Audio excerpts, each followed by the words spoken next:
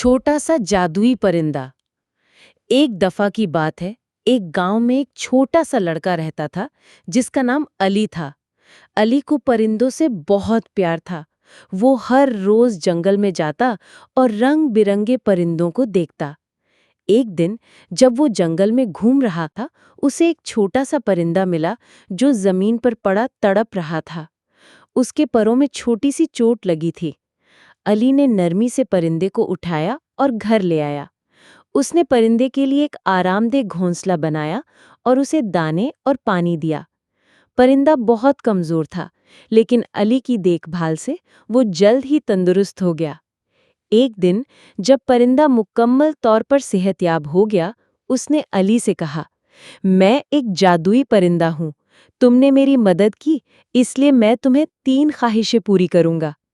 अली हैरान हुआ, लेकिन उसने सोचा कि वो ऐसी ख्वाहिशें मांगेगा जो सबके लिए अच्छी हों।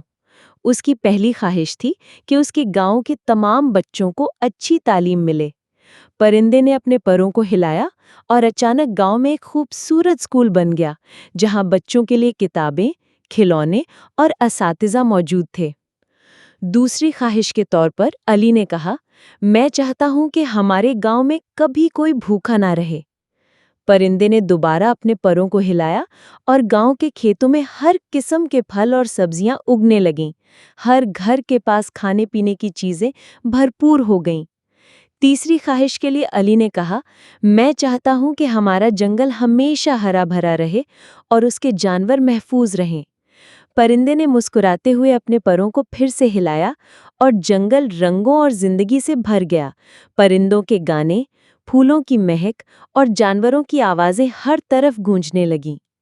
ख्वाहिशें पूरी करने के बाद जादुई परिंदा अली से कहने लगा, तुमने अपनी ख्वाहिशों से दूसरों की भलाई की, इसलिए मैं हमेशा तुम्हारे साथ रहूंगा।